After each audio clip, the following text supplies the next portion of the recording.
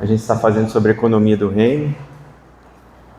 Vamos orar, pedir que o Senhor possa abençoar o nosso tempo e estar falando aos nossos corações. Obrigado, ó Pai, pela oportunidade de estar na Tua casa. Bendizemos ao Teu nome e Te adoramos, ó Pai, pois Tu és o único Deus. Tu és o nosso sustentador, Tu és, ó Pai, o nosso Salvador. Tu és, ó Pai, a rocha em que podemos nos apoiar, onde podemos, ó Pai, alicerçar as nossas vidas. Somos infinitamente gratos ao Senhor, ó Pai, porque o Senhor não nos trata como nós merecemos, mas, ó Pai, diariamente, as Tuas misericórdias, ó Pai, elas se fazem novas a cada manhã, ó Pai, e o Senhor, ó Pai, nos dá esperança. Pedimos, ó Pai, nesse momento, que a Tua alegria possa abundar aos nossos corações, e que o Senhor, ó Pai, possa abrir a nossa mente para compreender, ó Pai, os ensinamentos da Tua Palavra, os princípios do Teu reino, e possamos, ó Pai, aplicá-los em nossa vida. Contamos com a Tua ajuda, com a Tua força, ó Pai, para assim podermos viver, ó Pai, como aqueles que são agentes de mudança, que levam a Tua Palavra, ó Pai, até os confins da terra. Ó Pai, fala conosco, abençoa cada professor, dirige-nos, ó Pai, em tudo e nos guia no aprendizado da Tua Palavra com a ajuda do Teu bendito Espírito. Nós, ó Pai, assim oramos agradecidos e pedimos por tudo em nome de Jesus, o nosso Senhor e Salvador. Amém. Muito bem, irmãos, então a gente vai retomar, não é, o nosso estudo. A gente tem falado sobre a economia do reino, como eu já falei. Nós estamos estudando dentro do reino de Deus 4 perfis que são perfis dados por Deus, não é? São capacidades que Deus tem dado a cada um de nós para podermos nos envolvermos e aplicarmos, né, no dia a dia do Evangelho dentro do reino dos céus. A gente já falou sobre o moderado, que é aquele que administra, não é? Anda pelo caminho da mordomia. A gente já falou sobre o generoso, que é aquele que anda pelo caminho da doação, e a gente está estudando sobre o transformador, né? O transformador, ele é aquele que tem como característica viver os princípios do reino, e ele busca transformar a sociedade através dos princípios do reino de Deus. E a gente tem aprendido algumas lições com ele, né, com o transformador. Ele luta contra a injustiça sistêmica, né, que acontece no mundo e que desfavorece aos vulneráveis, e ele aplica aquele princípio que Jesus nos ensinou de buscar primeiramente o reino de Deus, né, e a sua justiça. Está lá em Mateus capítulo 6, versículo 33. Ele busca viver isso na prática. E a gente tem 3 lições principais, não é, com o transformador. A primeira é que ele presta assistência. Então ele ajuda a pessoa através do auxílio direto, visando sempre atender às suas necessidades, mas ele entende que o assistencialismo por si só, ele não transforma. Então ele tem por princípio, né, ele dá também para transformar a vida das pessoas. É aquele que ajuda as pessoas a saírem da sua situação de miséria. Por isso que ele é chamado de transformador. Então essa é a primeira lição que a gente aprende com ele. Ele presta assistência. A segunda lição, foi onde a gente parou no domingo, não é? É que ao prestar assistência, ele também trabalha buscando desenvolver o meio onde ele está prestando assistência, né? A gente chamou de desenvolver inteiramente. E dentro desse princípio, ele aplica aquilo que o reino de Deus veio fazer na terra, que o reino de Deus ele veio transformar, através do Evangelho e dos princípios do reino, transformar de fato a vida das pessoas, né? Então, não só ajuda com assistência, mas ele também busca possibilitar aos pobres uma oportunidade para desenvolver a sua capacidade e ter meios para poder sair da pobreza. É isso que significa desenvolver inteiramente. Nós falamos no domingo, então, abrindo um pouco o que significa esse desenvolvimento, abrindo esse leque, o desenvolvimento vem primeiro do ser humano, Esse desenvolvimento tem que ser sustentável, da importância da gente cuidar dos recursos do nosso planeta, daquilo que Deus tem nos dado. E o desenvolvimento ele precisa ser também espiritual. O desenvolvimento completo do ser humano ele é pleno quando a mensagem do Evangelho também é ensinada, é pregada, e o ser humano tem a oportunidade de conhecer a Deus através da palavra, né? E o cristão ele deve ser, sim, esse agente de mudança.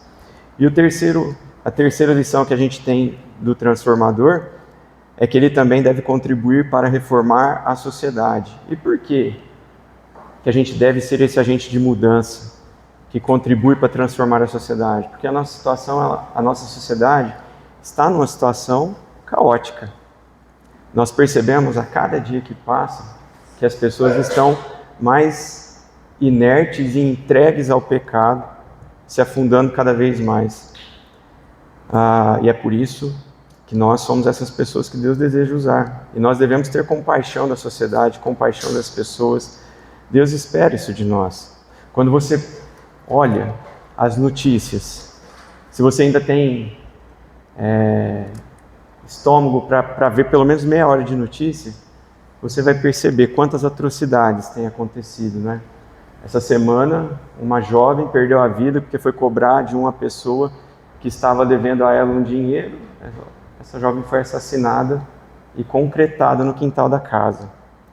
Então, assim, são tantas coisas que se a gente fosse falar aqui, a gente ficaria até muito chateado. E, irmãos, o transformador, ele olha ao seu redor com empatia.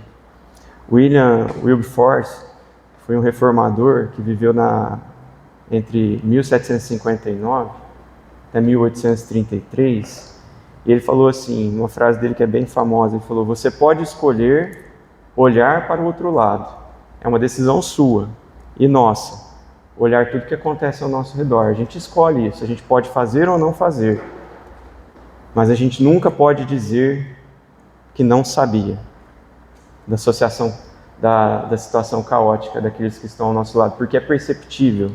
A gente até pode escolher ajudar ou não, mas a gente não pode negar e não pode dizer que não tem conhecimento da situação deplorável que as pessoas estão vivendo, né? Abra comigo sua Bíblia lá em Miqueias, capítulo 3.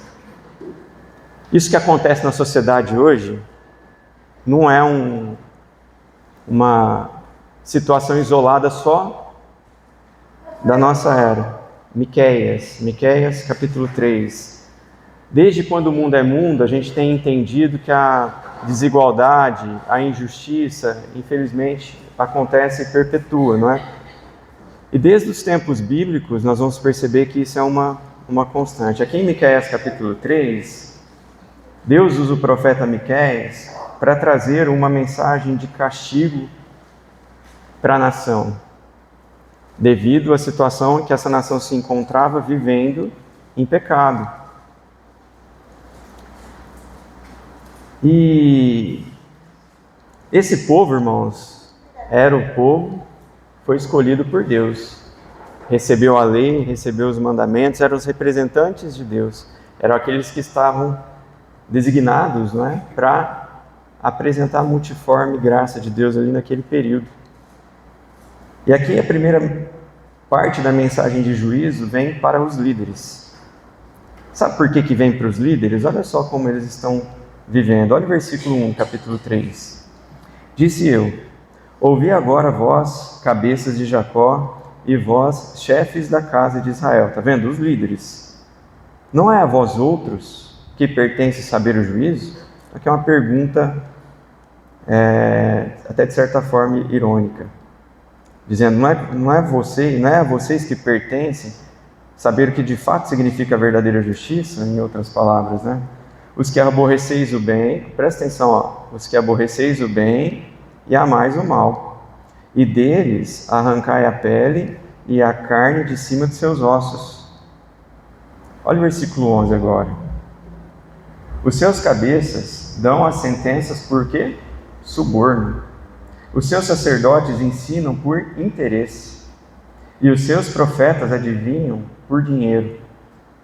E ainda se encostam ao Senhor dizendo: Não está o Senhor no meio de nós? Nenhum mal nos sobrevirá. Agora vira uma página na sua Bíblia, capítulo 7, versículo 3. Falando aqui ainda para a nação de Israel. As suas mãos estão sobre o mal, e o que fazem diligentemente, o príncipe exige condenação. O juiz aceita suborno, o grande fala dos maus desejos de sua alma, e assim todos eles, juntamente, urdem a trama. Então note que se a liderança vai mal, isso contamina todos. E todos acabam entrando por essa vala comum. E é inegável, irmãos, que a nossa sociedade precisa de reforma. E Deus deseja usar os cristãos para, de fato, contribuírem para que a sociedade mude. Essa frase que eu falei do William Wilberforce, né, que além de reformador, além de ser cristão, ele foi um parlamentar. Por muito tempo ele atuou como político na Grã-Bretanha. Sabe qual foi a principal pauta do seu trabalho? Ele lutou contra a escravidão. Trabalhou durante toda a sua vida para acabar com o tráfico negreiro daquela época. Ele não viu isso acontecer. Mas 3 dias depois da sua morte, ocorreu o ato da abolição. E o ato da abolição, então, foi aprovado pelo parlamento britânico. Então, foi um homem que não se contentou em ver aquela situação, onde pessoas eram tratadas como mercadoria. Então, uma característica do transformador é essa: ele sente repulsa pelo mal. E ele busca fazer alguma coisa para poder transformar a sociedade. Quer ver um outro exemplo contemporâneo nosso, de alguém que foi transformador? Foi o pastor batista Martin Luther King, que viveu numa época de grande segregação racial nos Estados Unidos. Um grande problema na sociedade americana. Os negros eram perseguidos, eles não podiam sentar em qualquer lugar nas igrejas, até nas igrejas, tá? Existia uma parte na igreja, geralmente lá no fundo, apartada, que eles podiam sentar. Até nas igrejas. Assim era nos ônibus. Os negros naquela época não podiam, irmãos, morar em qualquer lugar da cidade. Existiam uns bairros nas cidades americanas que eram destinados para eles. Às vezes a gente não entende, né? E pensa que isso não acontecia. O ser humano é capaz de tamanha maldade, mas infelizmente eles são. E ele foi assassinado, lutando contra isso. Ele lutou pelos direitos civis dos negros e foi um dos grandes homens usados por Deus naquela época para mudar toda essa situação, para que os negros tivessem os mesmos direitos que os brancos naquela época da sociedade, lutando por princípios de igualdade. E não é isso que a Bíblia nos ensina lá em Tiago, que nós não podemos ser parciais, que nós não podemos tratar ninguém com diferença, né? Ele simplesmente aplicou aquilo que a palavra ensina. Irmã Tânia? Até hoje. Já me perguntaram sobre isso, eu atendo todos eles. A pessoa perguntou para mim, infelizmente. A gente viu na semana passada o exemplo de um jogador do Palmeiras que sofreu, né, ataques racistas lá no Paraguai. O povo paraguaio, que é um povo que no Brasil é tratado com muita xenofobia também, né, sempre são maltratados, né, e ridicularizados. Né. É até interessante ver como que as coisas acontecem, mas isso não é algo que acontece só no Paraguai ou na Argentina, aqui mesmo no Brasil. Como a irmã Tânia mesmo disse, quantas pessoas são discriminadas pela sua cor, né? Isso não pode acontecer na igreja do Senhor. Um outro exemplo bíblico foi aquele que eu falei no domingo à noite passado, né? Falei de Esther, que foi uma mulher que na sua época foi grandemente usada por Deus para transformar uma situação. Não é? O povo de Israel estava condenado por um decreto, a nação estava condenada a ser exterminada. E Deus usou a vida dela para transformar. essa situação. E foi tão interessante, eu não vou ler o texto de novo, a gente leu semana passada, mas o testemunho que ela deu, né, quando ela chama todos que estão ali à sua volta no palácio e fala e convoca os judeus também, através de Mardoqueu, para orar, para que ela pudesse ter uma oportunidade para falar com o rei, sem ser morta, porque ela não tinha sido chamada para falar com o rei. Então ela vai e chama até aquelas servas que estão ali com ela, que conheciam da sua fé, e ela convoca elas para orar. Olha, vem orar aqui comigo, existe uma causa e nós precisamos buscar a direção de Deus, né? E hoje nós vivemos num momento na sociedade que muitos que se dizem cristãos nem são conhecidos como cristãos, né? A gente, infelizmente, tem passado despercebido quando Deus deseja nos usar para ser agentes de mudança. Agora nós não precisamos mudar o mundo, irmãos, mas nós podemos fazer a diferença em cada um dos ambientes que a gente está. Nossa igreja pode ser conhecida como aquela que trabalha buscando fazer a diferença para ser uma bênção na sociedade que ela está inserida. E agora, eu quero dar 3 exemplos bíblicos também de homens que foram usados, não é? Pessoas que foram usadas para transformar a sociedade. E o primeiro exemplo que eu quero trazer é o exemplo do apóstolo Paulo. Vamos abrir nossas Bíblias em Atos capítulo 11.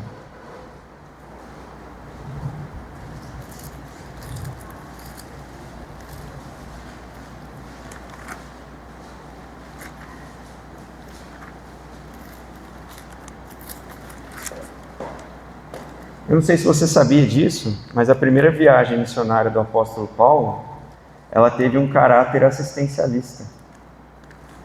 Ele, né, ao longo desta viagem, além de pregar a palavra de Deus, ele também levou mantimentos para aqueles que estavam sofrendo. Então aqui em Atos capítulo 11, no versículo 27, o profeta Ágabo, ele profetizou que aconteceria uma fome na Judéia. Então, diz assim o texto: naqueles dias desceram alguns profetas de Jerusalém para Antioquia, apresentando-se um deles, chamado Ágabo, dava a entender pelo Espírito que estava para vir grande fome por todo o mundo, a qual sobreveio nos dias de Cláudio. Os discípulos, cada um conforme as suas posses, resolveram enviar socorro aos irmãos que moravam na Judéia. O que eles com efeito fizeram, enviando-os aos presbíteros por intermédio de Barnabé e de Saulo, que é Paulo. Isso aqui aconteceu na primeira viagem missionária do apóstolo Paulo. Eles entenderam que deveriam ser pessoas que precisavam agir com assistencialismo, não só ensinando, mas também levando mantimento. Muitas pessoas perderam a sua vida nessa fome, irmãos. Muitas pessoas sofreram por isso. E nós temos vários outros exemplos. Depois, lá em Romanos capítulo 15, a partir do versículo 22, nós temos um outro exemplo de que Paulo convoca as igrejas para recolherem mantimentos, para que ele pudesse levar esses mantimentos até a Espanha. Eu não vou ler o texto, né, porque a gente está meio pressionado pelo tempo. O apóstolo Paulo não chegou a ir até lá, mas há relatos históricos que revelam que os mantimentos, tudo aquilo que ele recolheu naquele período, chegou até aqueles que estavam sofrendo de fome na Espanha. E aí, fica a pergunta para nós: é importante ajudar aquele que sofre? Por que será que o apóstolo Paulo fez isso? Eu acredito que a gente tem a resposta aqui em 1 João, capítulo 3. Vamos lá, esse texto é bem importante a gente ler. 1 João, capítulo 3.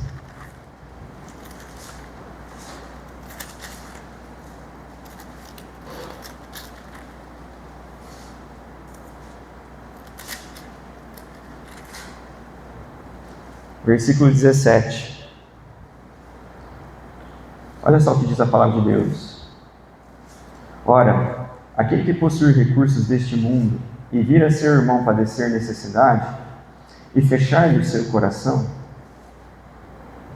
Olha que pergunta forte. como pode permanecer nele o amor de Deus? Filhinhos, essa é a exortação para nós. Filhinhos, não amemos de palavra, nem de língua, mas de fato e de verdade. Desde o início do seu ministério, o apóstolo Paulo entendeu isso, não é? Ele tinha convicção que era impossível revelar o amor de Deus sem se compadecer daqueles que passavam por necessidades. O amor sem ação, irmãos, ele é vazio. E é claro que aqui, de primeiro momento, a gente está falando de ajuda assistencial. Mas cada um de nós aqui precisa de ajuda em outras áreas da vida também. Será que nós estamos atentos ao sofrimento do nosso irmão? A sua tristeza, as suas dificuldades espirituais, a sua luta contra o pecado? Será que a gente está sensível? Eu tenho certeza que alguém tem algum problema aqui. A gente vive num ambiente hoje que as pessoas não querem nem compartilhar daquilo que elas passam, daquilo que elas sofrem. A gente tem medo, né? Tem vergonha, acha que está incomodando. Mas, como pessoas que devem ter esse perfil transformador, como o apóstolo Paulo, que foi tão mudado por Deus, não é? Que a Bíblia nos relata que as pessoas viam ele pregando o Evangelho e falavam assim: mas quem que é aquele cara? Quem é aquele homem que antes matava os cristãos e agora prega o Cristo ressurreto? As pessoas ficavam perplexas, irmãos, ao ver a forma como o apóstolo Paulo viveu nesse mundo. Sabe o que eu tenho aprendido, irmãos? Que a mesma transformação que aconteceu com o apóstolo Paulo foi a que aconteceu com a gente. Eu acho que o normal deveria ser as pessoas não nos reconhecerem mais e ver como Deus trabalha em nossas vidas. Como nós precisamos da ajuda de Deus, né, nesse sentido. Um outro exemplo de um homem que foi transformador na época que viveu foi Davi. Davi foi alguém que demonstrou como é importante não só resgatar o pobre, mas também dar a eles oportunidades para desenvolver a sua vida, em todos os aspectos. É uma história bem legal também. Vamos lá em 2 Samuel. A gente vai voltar lá na outra ponta da Bíblia, 2 Samuel.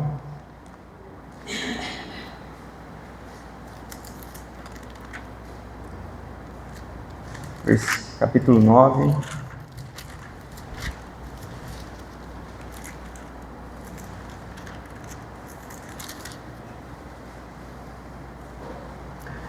Nós vamos ver a história aqui de como Davi foi um agente de bênção para transformar a vida de Mefibosete, que era filho de Jonatas, o melhor amigo de Davi, e era neto do rei Saul, que tinha perdido o trono para Davi. Então olha só o que diz aqui a partir do versículo 7, capítulo 9 de 2 Samuel. Então lhe disse Davi: não temas. Preste atenção nisso, porque eu usarei de bondade para contigo, por amor de Jonatas, teu pai, e te restituirei todas as terras de Saul, teu pai, e tu comerás pão, sempre, à minha mesa. Então se inclinou e disse: quem é o teu servo, para teres olhado para um cão morto, tal como eu? Chamou Davi a Zilba, servo de Saul, e lhe disse: tudo o que pertencia a Saul e toda a sua casa dei ao filho de teu senhor. Trabalhar-lhe-ás, pois, a terra, tu e teus filhos e teus servos, e recolherás os frutos, para que a casa de teu senhor, que era Mefibosete, tenha pão que coma. Porém, Mefibosete, filho de teu senhor, comerá pão sempre à minha mesa. Irmãos, é muito interessante pensar aqui nessa situação. Mefibosete, ele tinha uma deficiência física, ele era aleijado, ele não tinha condições de trabalhar. E naquela época, uma pessoa nessa situação era fadada à pobreza. Ela não tinha condição nenhuma. Se alguém não o sustentasse, geralmente eram os da sua família, ele poderia até mesmo morrer de fome.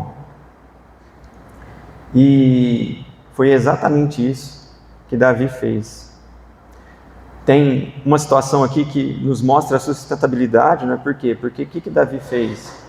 Ele pegou todas as terras que eram de Saul, que eram do reino, e devolveu a Mefibosete, que era o seu neto, né?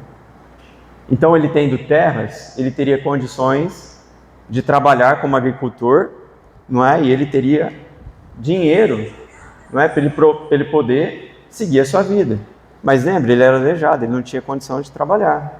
Aí o que mais que Davi fez? Davi pediu para Zilpa e todos os da sua casa servirem naquelas terras, trabalharem naquelas terras, para que Mefibosete então pudesse cultivar a terra e todo o produto das colheitas fosse vendido e eles tivessem renda e tivessem condições de sobreviver.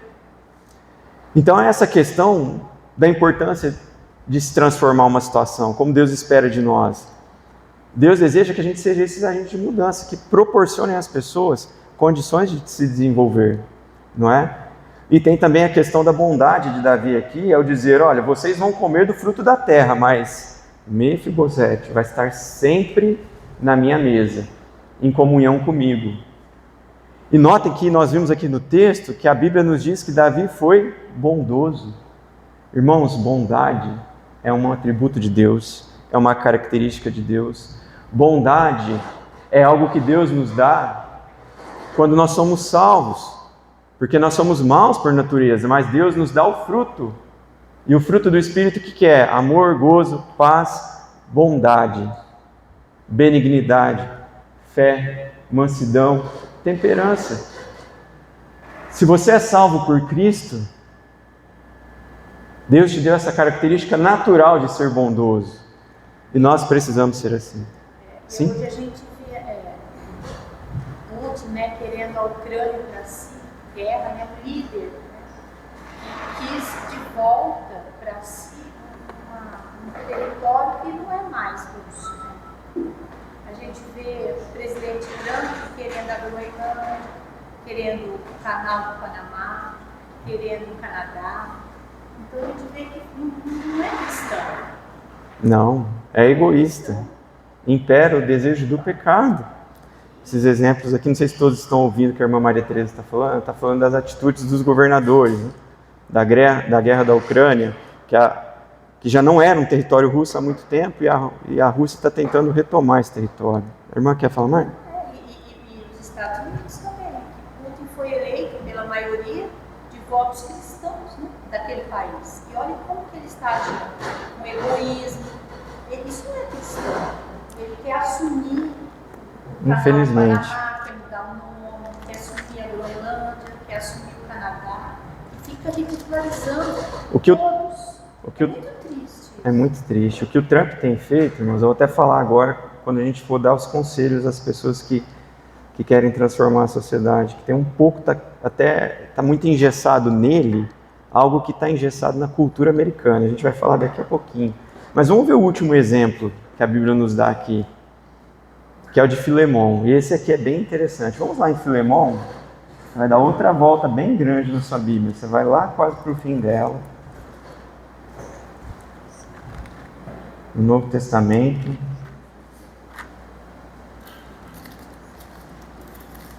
Depois de Tito, a gente tem Filemão.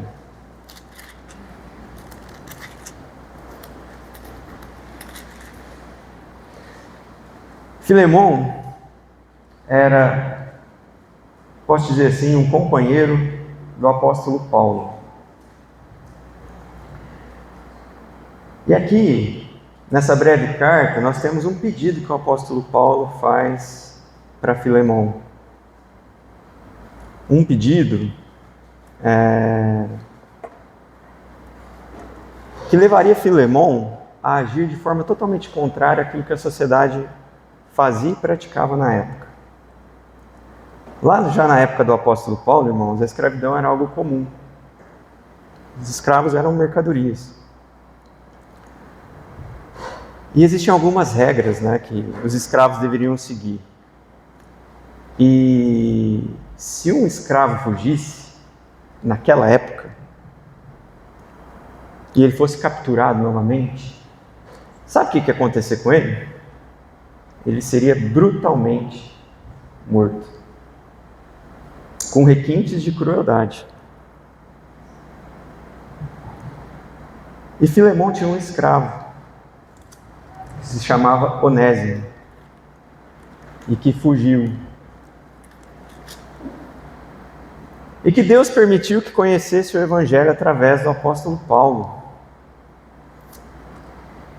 E aí, o apóstolo Paulo faz uma súplica a Filemão. Olha só o que diz o versículo 10. Sim, solicito-te em favor do meu filho Onésimo, que gerei entre algemas. Ele antes te foi inútil. Atualmente, porém, é útil a ti e a mim. Eu te envio de volta em pessoa, quero dizer, o meu próprio coração. Eu queria conservá-lo comigo, mesmo para que em teu lugar me servir nas algemas que carrego por causa do Evangelho. Nada, porém, quis fazer sem o teu consentimento, para que a tua bondade não venha a ser como que por obrigação, mas de livre vontade, pois acredito que ele veio a ser afastado de ti temporariamente, a fim de que o recebas para sempre. Não como escravo, antes muito acima de escravo, como irmão caríssimo, especialmente de mim, e com maior razão de ti, que na carne quer no Senhor. Então, Filemão foi um homem que perdoou um escravo rebelde por amor do Evangelho, agindo então de forma contrária a todas as regras e leis da época. E conta a história, irmãos, que esse exemplo de bondade, de perdão, reverberou de tão grande forma na história, que além de estar registrado na Bíblia, foi um dos exemplos usados pelo parlamento britânico para aprovar a lei da abolição, séculos depois.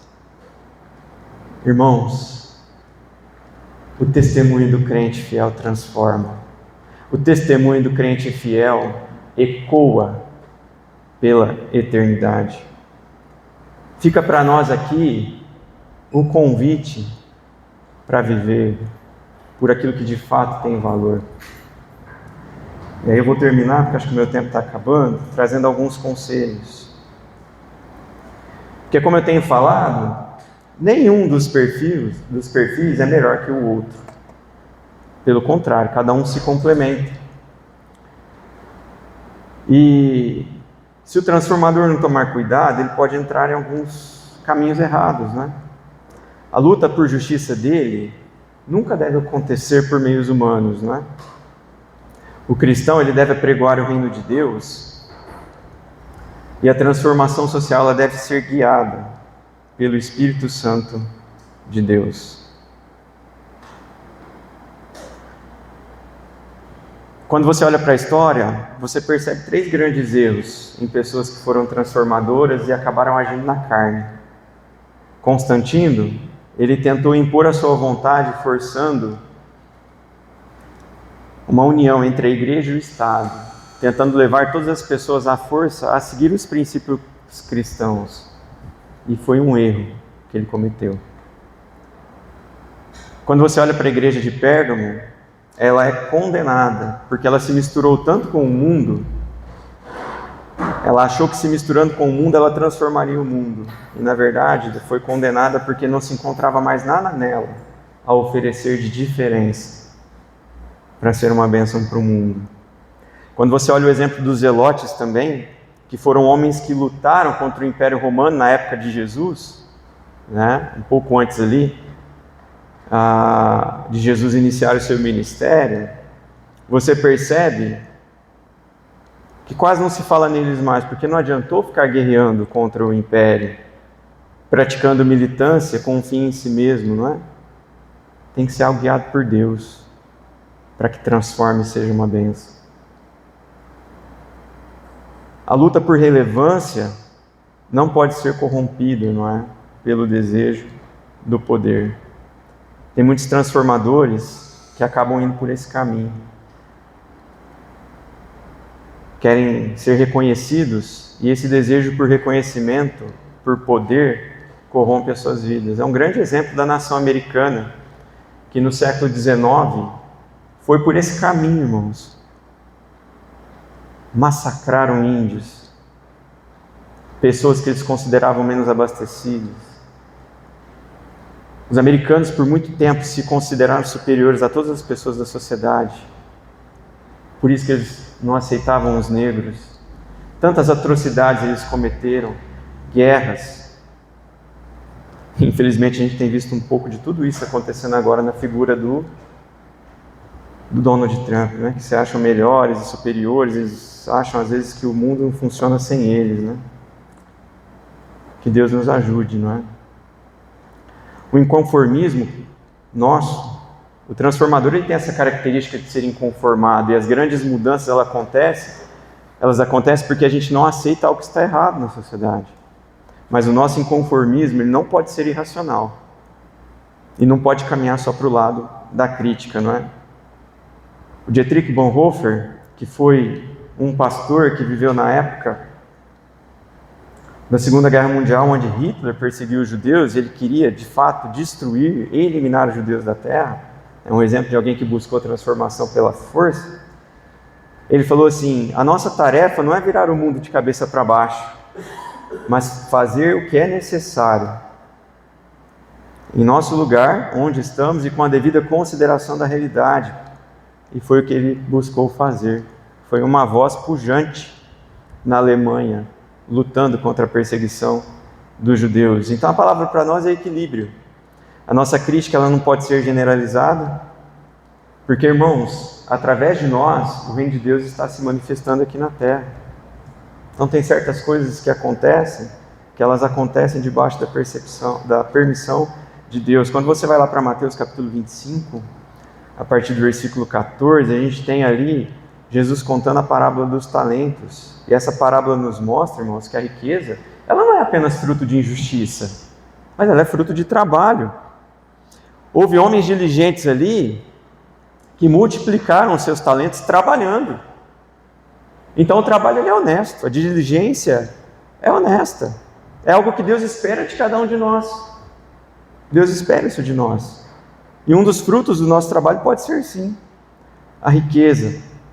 Mas, ao mesmo tempo, essa parábola nos mostra qual é a nossa responsabilidade diante dos bens que Deus nos confia aqui nessa terra. O que aconteceu com aquele servo que guardou o seu talento?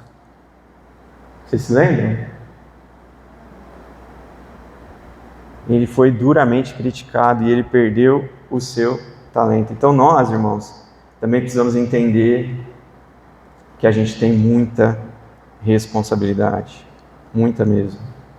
Eu não vou ler a passagem, o nosso tempo está indo, mas eu gostaria muito de acabar, e a gente já está terminando aqui. E o último erro, que o transformador não pode cair, é que a transformação dele não pode ser, a transformação que ele promove não pode ser sem amor. A Madre Teresa de Calcutá, ela falou uma frase bem interessante. Ela disse assim: nem todos podem fazer grandes coisas, mas podemos fazer pequenas coisas com grande amor. Nossa sociedade está cada vez mais politizada e polarizada.